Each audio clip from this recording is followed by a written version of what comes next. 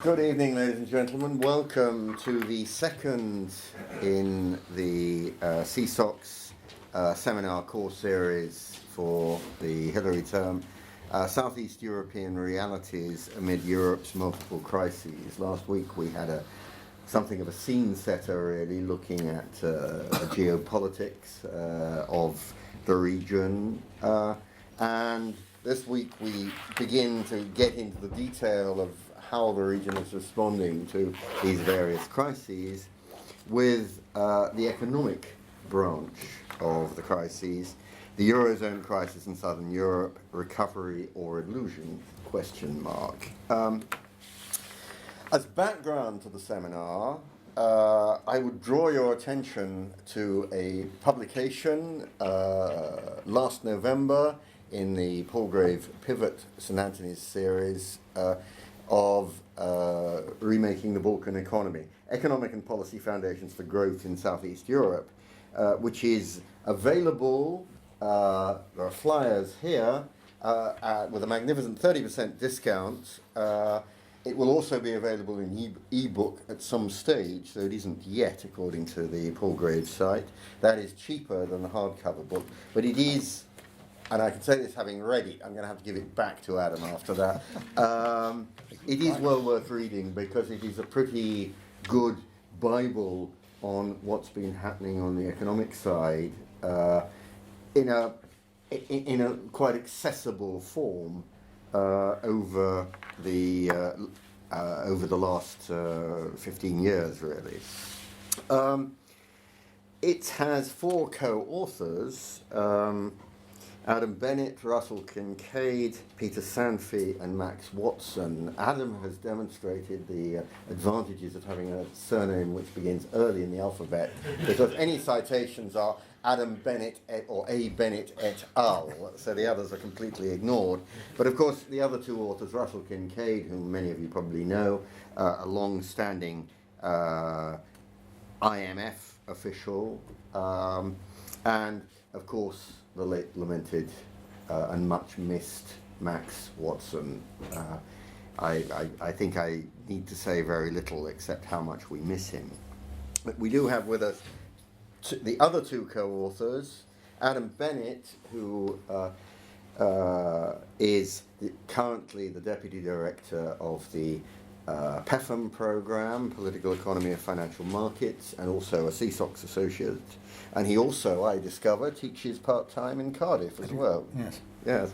But when he's not doing that, Adam graduated from Cambridge and also was at LSE.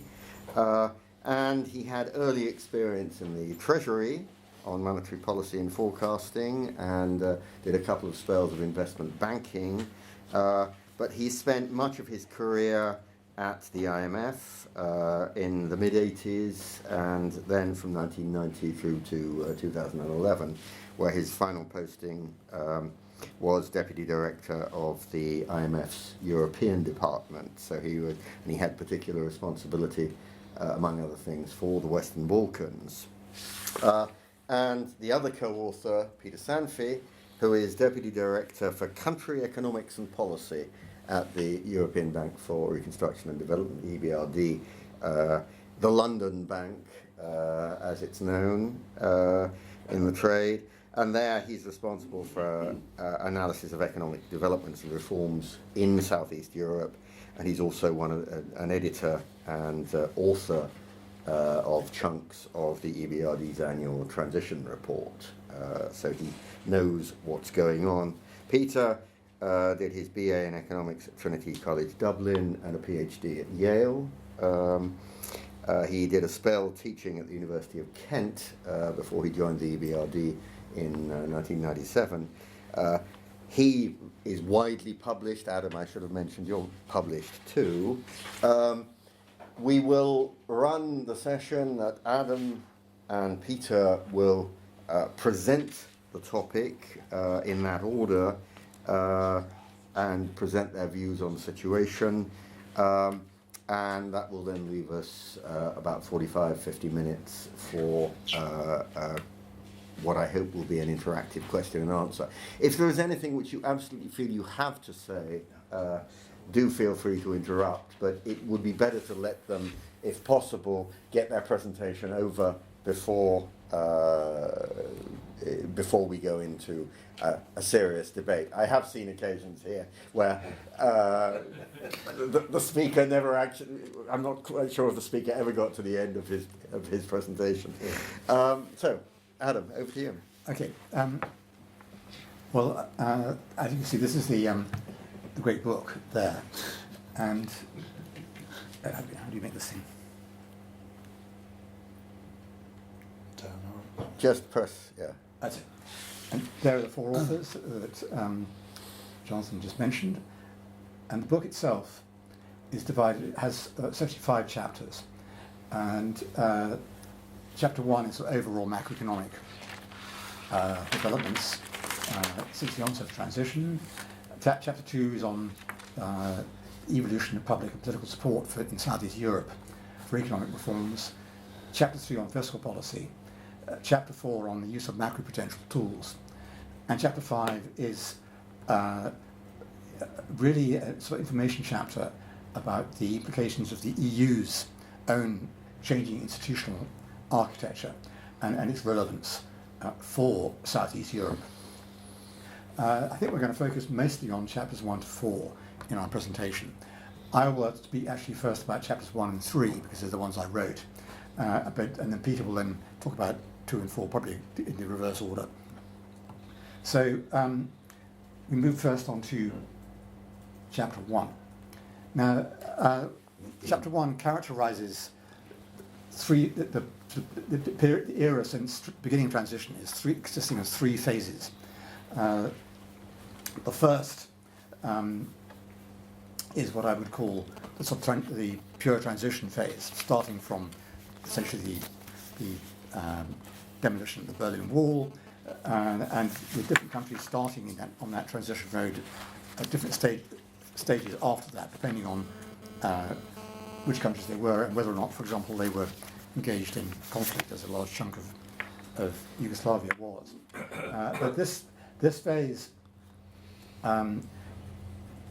we characterized using a term that was invented by Jeffrey Sachs as the Valley of Tears, because it was a sort of V-shaped process of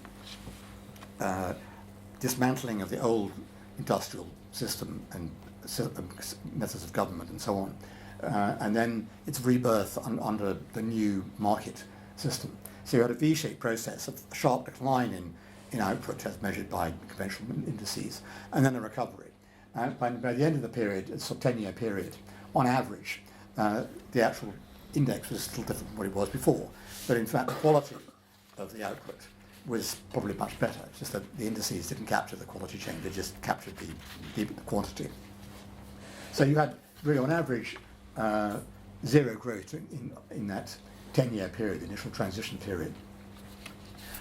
But as I say, this hides a V-shaped process. Different countries have different experiences, but on the whole, I think that's a fair characterization. On the inflation front, with the ending of price controls and some economic mismanagement, you had, in most countries, pretty high rates of inflation. But by the end of the period, they began to get that under control as well, so that by the end of this transition period, inflation rates came down to quite low levels. So by the beginning of the second phase, which is what I characterize here as the boom period, or the move into the sunlit uplands, where many of these countries began to benefit from the reforms that they had been implementing rather painfully in the preceding 10 years. Inflation was actually quite low during that period. Growth, by contrast, was quite fast. In fact, it got faster and faster. So that the fruits of transition arguably began to sort of ferment. The party was getting out of control. And so indeed it did in the wake of the global crisis, starting in America, and then with the Eurozone crisis. This punctured this bubble, economic bubble, and brought us into the third phase, which is the kind of bust period, what we call in the book the wilderness years for the region, drawing on Churchill's terms. And the average growth rate for most countries during this period, through 2014 at any rate, was very low, or practically zero in fact. Now, this is not that there wasn't any recovery at all from the initial recession. There was, but it was a fairly modest and disappointing pace of growth that this period is as measured here, that 2014 ended in. But on the positive side, there was no resurgence of inflation during this final third, this bust phase, which we are arguably still in, or maybe not. Maybe they're going to be coming out. This is the big question. So these are the three phases that we see, that we sort of break the beginning transition till now into. So what happened during this period? We had a very distinct savings gap, especially in the build-up to the boom period here, with strong investment, but if anything, savings going down. There's a big gap here. Then after the crash, the investment came down very sharply, and the savings investment gap was narrowed, but not eliminated. And the difference between these two lines is essentially the current account, the external current account.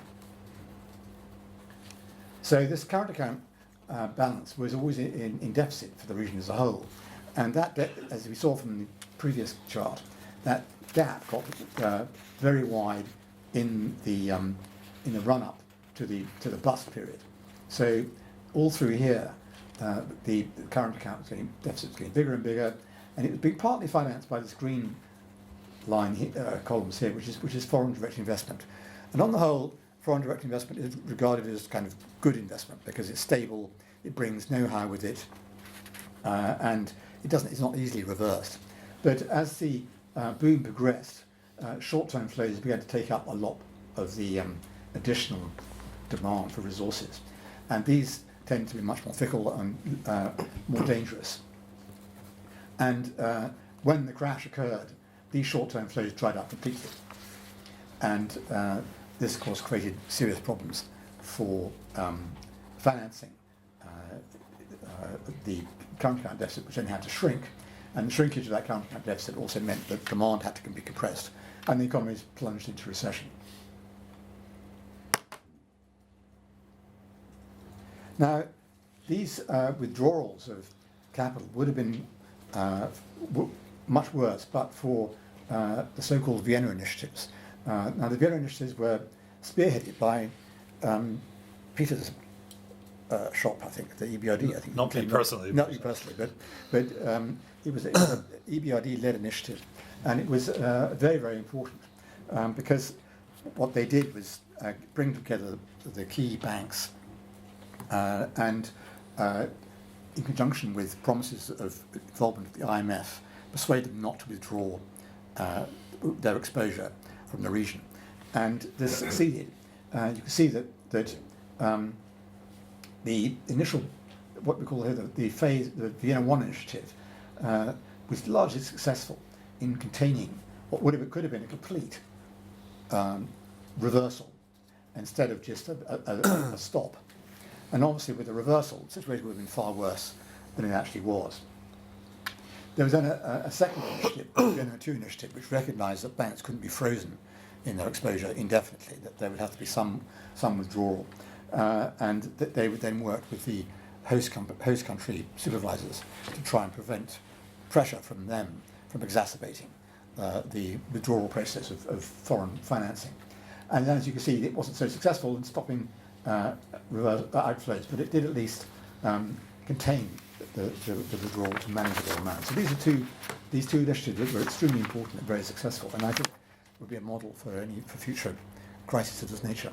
And what is CEB and SEB? That's Central and Eastern Europe and the Baltics.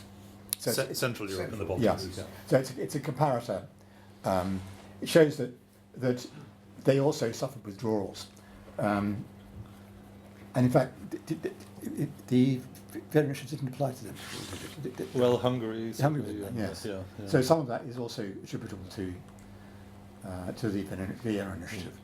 So Central Europe and the Baltics is everywhere north. It doesn't also include Southeast Europe. Poland, Correct, yeah. Czech Republic, Slovakia, Hungary, and across the Baltic. Three Baltics, yeah, exactly. And Southeast Europe is All that list we saw before. yeah.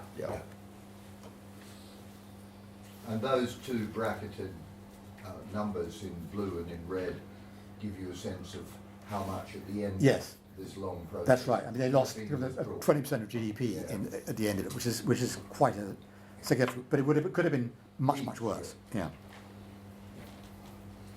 And arguably, as I was saying in an earlier seminar here, this is the role of the IMF, is to come in and help fill that gap, to enable them to adjust without even more severe compression than they otherwise had to go through. Now, with this withdrawal of foreign financing, the domestic credit growth also shrank very steeply from what were overly rapid rates up here to practically zero. But unlike in the rest of Eastern Europe, there was some recovery in credit growth in the aftermath of the recession, but it was relatively modest. And then it has actually gone back down into negative territory. And part of this is because of the great burden of non-performing loans on the balance sheets of these banks. And as you can see, the average crept up from only 4% of the balance sheet before the crisis to an average of 17% by the end. And this is a great weight, and this is disincentive for banks to renew lending.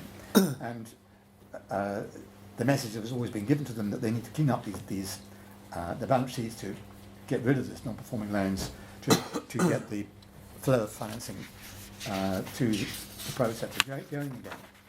But I have to admit that they're not alone, and most of Western Europe, on the continent at any rate, is suffering from similar very high rates of non-performing loans, which probably explains why the continent of Europe has actually been not growing either. Now, exchange rate flexibility helped some of these countries. We see that some of them had very rigid rates, either because they were euroized or pegged to the euro, or had a very close peg to the euro. But those countries, there were a few countries that allowed their exchange rates to soften in the wake of the crisis, and this enabled them to preserve, to some extent, their competitiveness. So you had Romania here with a flexible rate, Albania had a flexible rate, and Serbia did. And to some extent, this helped them with their competitive levels. So you have Romania here, and this is Albania. Serbia had I guess the rate of wages largely ate into their competitiveness advantage from the depreciations. But it was an advantage to have a flexible exchange rate system at this time. And the rest of them basically were very closely, of course, Bulgaria has a currency board, the rest of them are very closely pegged to the euro. So they had really, in order to prove their competitiveness, they had to go through what's known as an internal devaluation, which is much more painful, typically. Unemployment had always been high in these Southeast Europe. It dipped a little bit on average in the run-up to towards the end of the boom, but then it went back to where it was before. There's quite a wide regional difference here. Romania is quite low, but especially in the former Yugoslavia, the unemployment rates are really quite high. Now, it has pointed out to me, of course, that this hides the fact that there's a lot of hidden employment in the grey employment areas. But this is not really an adequate substitute for full employment, because a lot of people who go into hidden employment, for example, on farms, don't necessarily improve, make it actually lead to a reduction in productivity, because you have to same output with more people on the farms. They also don't, of course, contribute anything to the tax system, and for a lot of other reasons, it's a less than ideal alternative to having a formal, high rate of formal employment. Oops, sorry. Partly reflecting this, a lot of workers went abroad, and you can see that the proportion of people, employable people living abroad in some of these countries is really extremely high. That's not especially here. Labour force, that's percent Of the population, yes. Goodness me, every available worker. So I mean, these are high numbers. Yeah. Does that include in other countries, Sorry? including in neighbouring countries, as opposed to between southeastern Europe and EU, or for example? These figures are so high, almost particularly the three on the left. Well, it's just that, I mean, a lot of people sort of live abroad now. This is literally population. Includes children or not? Sorry? Does it include children or not? Yes, I think it does, yes. Okay. But a lot of people are now permanently living abroad, so Sure, it's sure. Yeah. it's not that they left immediately, but I mean they've been probably living abroad for quite some time. I mean, it's a cumulative process of departures. If I'm a Montenegrin who has gone to Croatia, that counts, right? Already. Oh, Yeah. Yeah. Okay. Yes, but they don't. They go to. I know, but I just because the figure's so high, I wanted to be precise about the definition. I mean, they go to places where they can earn high wages, Yeah, sure. and this is why you then get substantial remittances, because a lot of them go live abroad, and then they remit a sizable chunk of their wages back home, which of course is good for the economies because it helps support families in the region, but also it's a drawback because remittances are rather like the benefit system. They reduce the incentive for you to work at home because you've got money coming in. So it's not really an ideal arrangement for a developing country to aspire to have a permanently high level of remittances. Now, what happens as a consequence of the Great Crisis? Well, we see that while the current account shrank because the savings gap was reduced, and a very large part of the effort to reduce that gap was forced upon the private sector, which in the run-up, in the boom years, was spending very substantially. The financial deficit of the private sector on average was about 10% of GDP. Because they were spending a lot of money on investment, also on consumption. But then, in the crisis, the private sector was forced basically to reduce its net financing requirement to zero.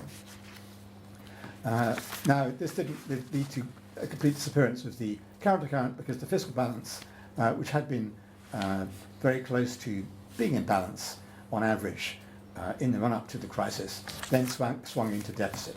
And in a sense, it's performing its role as an automatic stabiliser to prevent a much worse recession than would otherwise have taken place. However, it also reflected a misunderstanding in the period during the boom years of just how comfortable their fiscal positions were. They thought it was, on average, a small deficit. In fact, in underlying terms, it was a much bigger deficit because the growth rates for generating revenues were unsustainable. So this is now moving into what I call chapter 3. This shows you that the structural balances, the underlying deficits in the run-up to the boom here were actually worse than the headline position.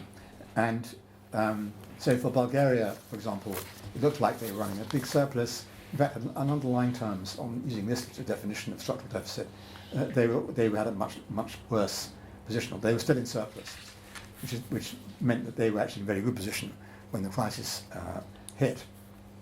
These red components here were those structural estimates that were measured after the crisis occurred. One of the problems was that people weren't really paying much attention to the structural balance before the crisis. So they really didn't realise just how serious the situation was.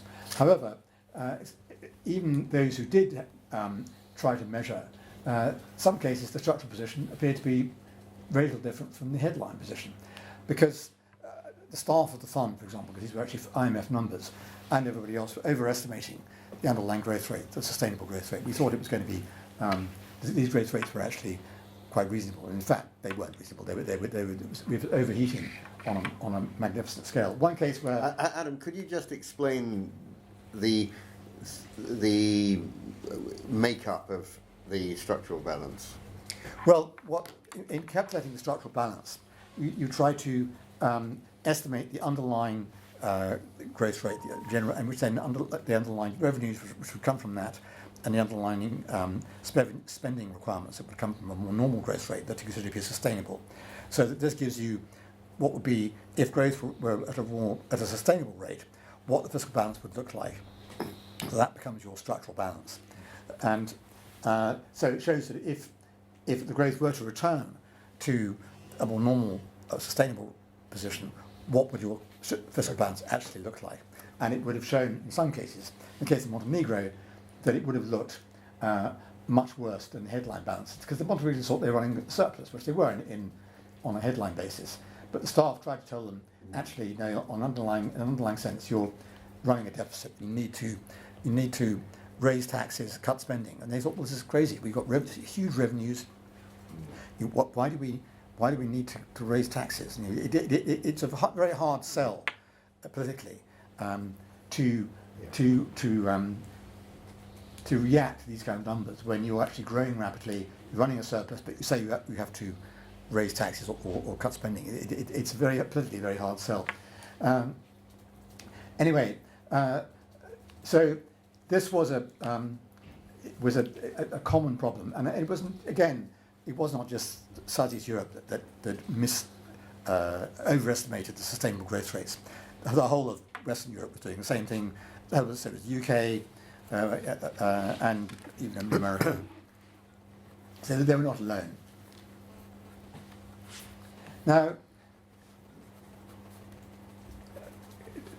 after the crisis struck, these countries had big deficits, and the question is how to avoid getting into the situation again. And the IMF staff, which we reported on the study in this book, analysed quite carefully the quality of fiscal institutions in Southeast Europe, and to see to what extent there was scope for improvement. And they had 10 different areas of fiscal institutions which they were able to measure in a rather complicated way, good from bad. And they measured Western Europe on this red line here on the spider chart, and then they measured, this is the average of Southeast Europe in the blue. And you can see that for most areas the blue is within the performance of Western Europe. Some areas less so. Fiscal discipline. You explained is good. That outer is bigger good, the circle. inner is bad. That's bad. Right. That's good. So within is bad. Yes. So, and the other thing at some point, I know you said it was complicated, but to what extent, in the last resort, every measurement presumably is subjective, a subjective yes, assessment. yes. Yeah, but Well, I mean, I'd have to refer you to the details of their study to explain exactly how they measured these things. Okay. But they did have what they considered to be a reasonably objective criteria, and I'm relying on that on my confidence in my former colleagues that they've done this properly. But this is an attempt to identify areas where there is scope for structural reforms in fiscal institutions to prevent this kind of serious fiscal imbalance from appearing out of the blue again. But I'm actually using up rather a lot of Peter's time, so I better move on. One of the things that they recommended was the use of fiscal rules. These are actually becoming more common around the world, and also in Southeast Europe. There are various different kinds of fiscal rules, quantitative rules on spending, on revenues, and on deficits, and on different kinds of measures of deficit. But there's a view that they generally can only add to the improvement of fiscal performance, but they're not foolproof. They're only as good as the efforts that made to comply with them, and they're not. And they can be circumvented as well. Now I'm going to hand over to Peter because he's moving into chapter 4. Yeah. Stand actually, so I feel I can have a better view of the room. Thanks very much, Adam. Jonathan, thank you, and thank you all for coming along today. It's a great pleasure to present some of the findings of this book to you. I have the task of presenting our analysis of the financial sector, which I'm going to talk about first, which is basically chapters 4 and 5 of the book. But these chapters were the ones drafted by Max and Russell, so I'm on slightly less sure ground presenting these. But on the other hand, knowing both of them well, and Max in particular, Max was the one who brought me into the CSOC circle, as he did with others, and somebody from whom I learned so much over the years. We met regularly in London as well as here in Oxford, and his knowledge of Southeast Europe in general, but financial sector issues, capital markets and so on in particular, was really encyclopedic. And I must say, as I said at the memorial event a few months ago, we really miss Max very much, and the book, whatever merit it has, it would have been much better if he had been around during the final stages of preparation. But be that as it may, he was around to draft the early part of these chapters. I know he took the lead on that, and then Russell took it over. In fact, chapters 4 and 5 were originally just one big chapter, but it became so long and very rich in material that the editors suggested, why don't you break it up into to 2 chapters? So that's what we did in the end. Now, of course, when you look at the financial sector in Southeastern Europe, it is quite quite an unusual case in some ways. And we, at the EBRD, where I work, and we're a big investor, not just in the real sector in this region, but also in financial institutions. This is part of our mandate to help develop the financial sector in the region. And as Adam said, that's why we were so active in this Vienna Initiative during the crisis. But what really stands out, I think, in this region is the extent to which foreign banks dominate, and that's what I'm showing you here in this first chart. So it's really remarkable in a way that in throughout the region, the banks are almost all foreign owned. Now, the history of that is you had banking systems that were really in the 1990s and coming out of communism or socialism were not trusted by people. They didn't serve the kind of function that banks are normally expected to serve in market economies. But then when things started to stabilize and some growth took place and reforms took hold, there really was a market opportunity. And so the foreign banks, and particularly from countries that are close to the region or active in the region, so Austria, Italy, Greece, France, they piled in a big way, and there was a real effort by them to get market share because it was seen as a big growth opportunity. And so you had this boom period that Adam talked about earlier. So this is what we had developed. If I'd shown the same chart 10 years ago, it would have been very similar. The foreign banks were already dominating by the early 2000s. The only exception here is Slovenia, which is a rather special case. And combined with that, you had another feature, which is the very strong dollarization, or more precisely in this region, euroization. So there's a legacy of people in this part of the world for any kind of important transaction or for savings using hard currency, the Deutschmark in particular in the ex-Yugoslav countries, and then the Deutschmark became the euro.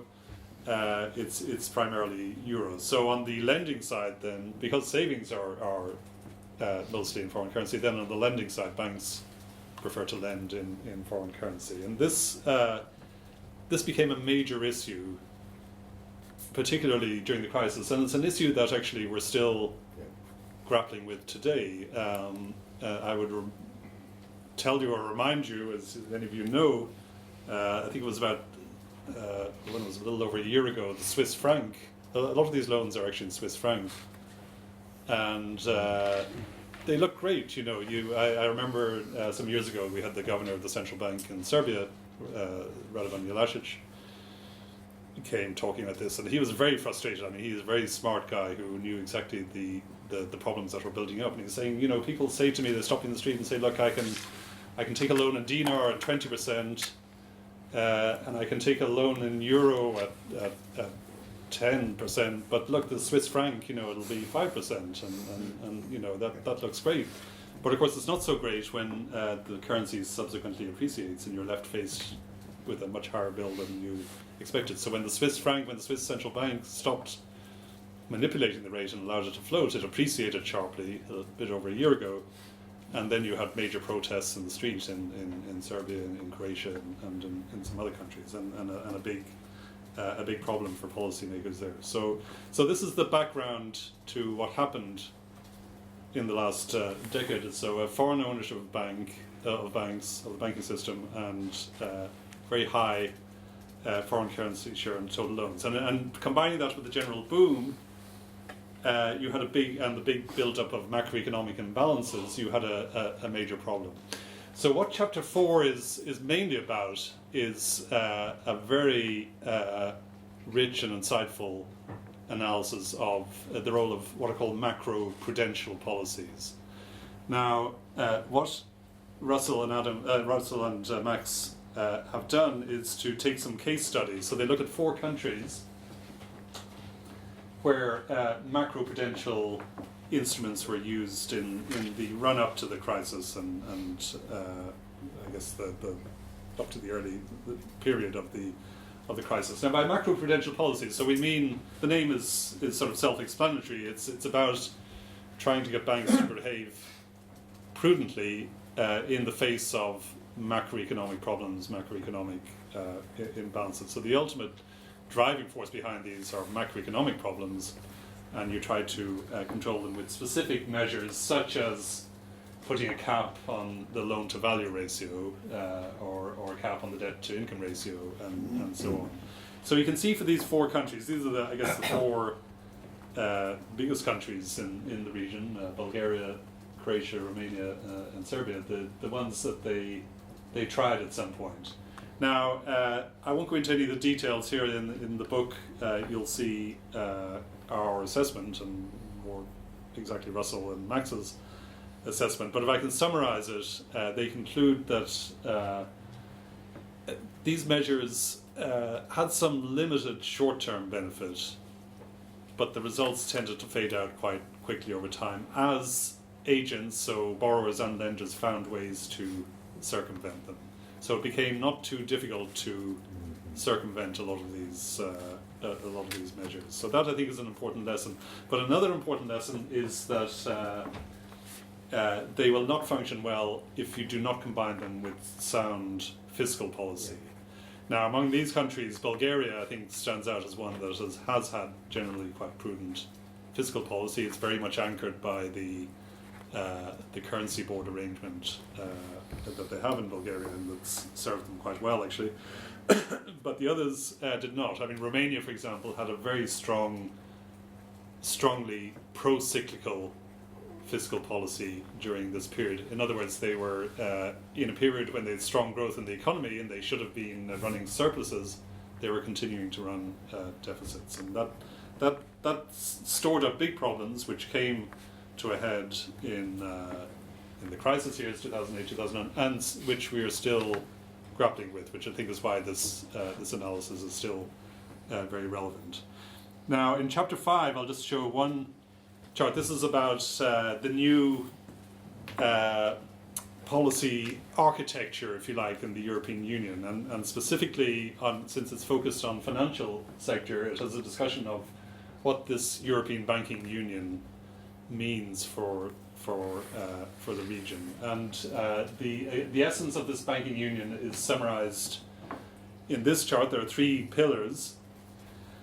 So the single supervisory mechanism is up and running, and this is where the ECB now takes over direct supervision of systemically important banks in the Eurozone, but also in other EU countries which opt to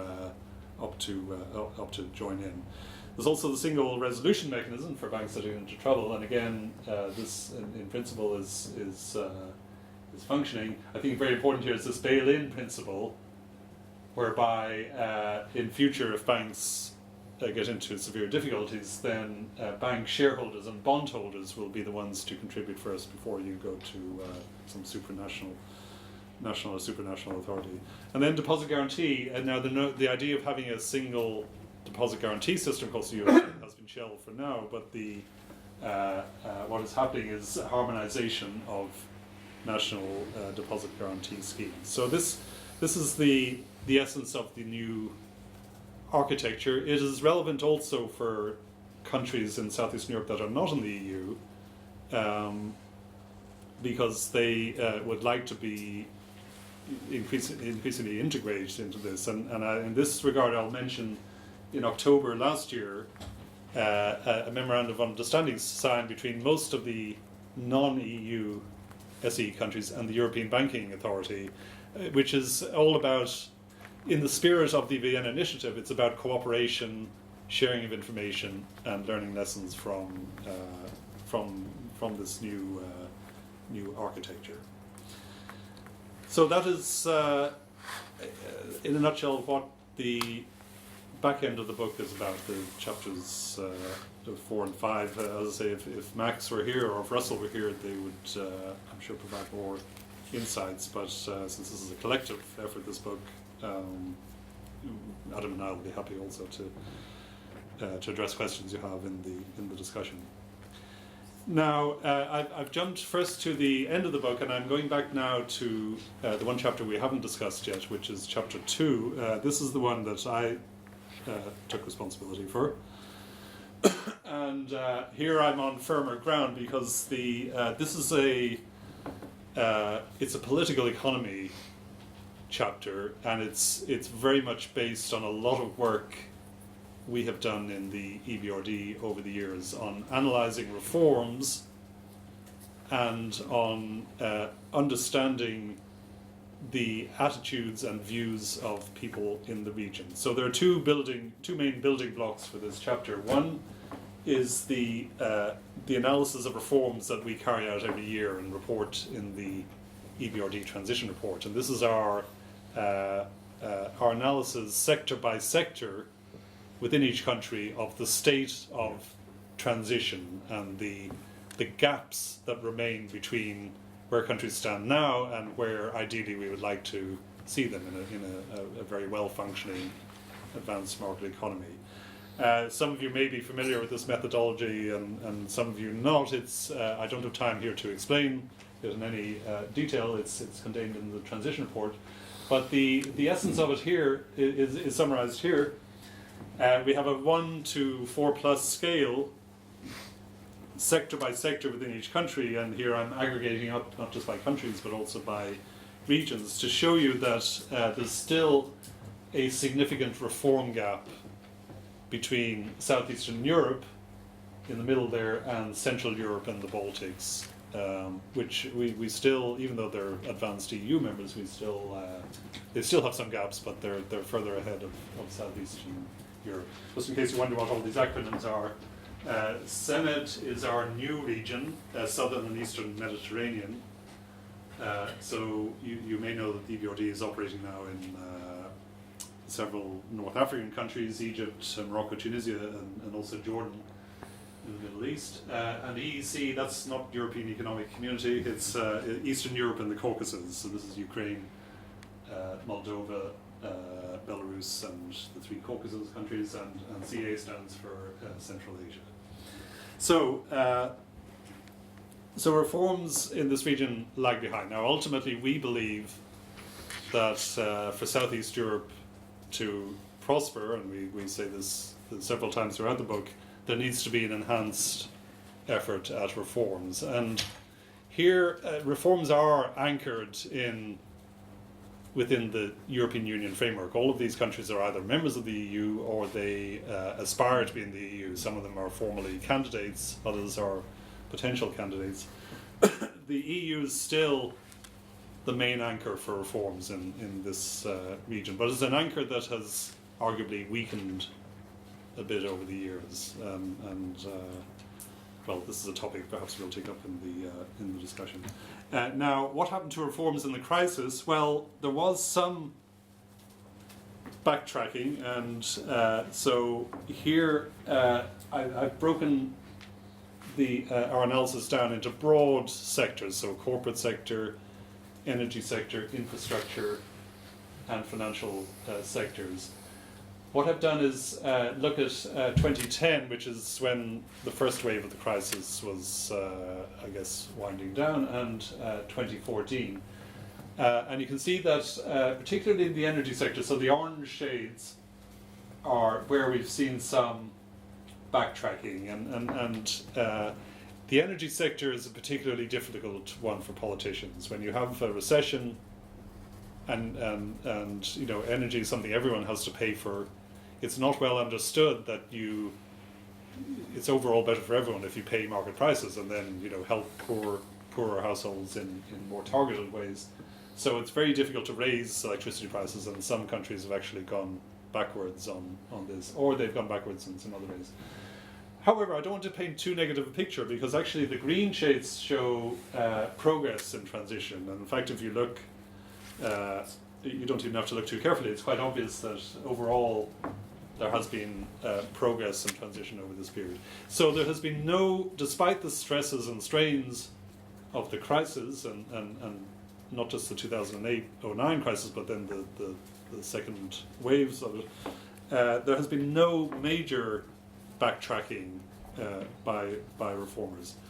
But we do sound a pessimistic note about the prospects for reform ahead. Now, for this, we analyse a survey that I've spoken about actually in this room, in this college before, the Life and Transition Survey, which is a survey that we at the EBRD and the World Bank do jointly every few years. So we carried it out in 2006, during the boom years, what do we call it, the sunlit uplands, and then again in 2010 when we were sort of entering the wilderness years. And actually it's in the field right at the moment. We'll have a third wave coming out this year.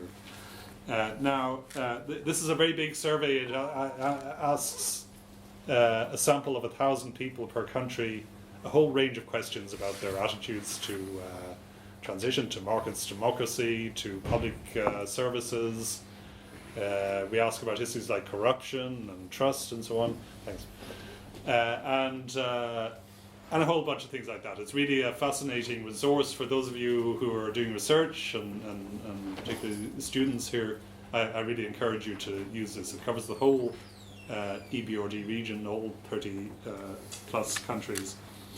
Now, two things to show you from this report. One is that trust in public institutions or not just public, mostly public institutions, but also things like financial institutions or foreign investors, is falling, or at least it has fallen between 2006 and 2010 in most cases. So again, the colour scheme, orange is a decline, green is an increase. And I mean, some of these numbers are almost comical. If you look in trust in political parties, In Croatia, for example, 4.3% say they have trust in political.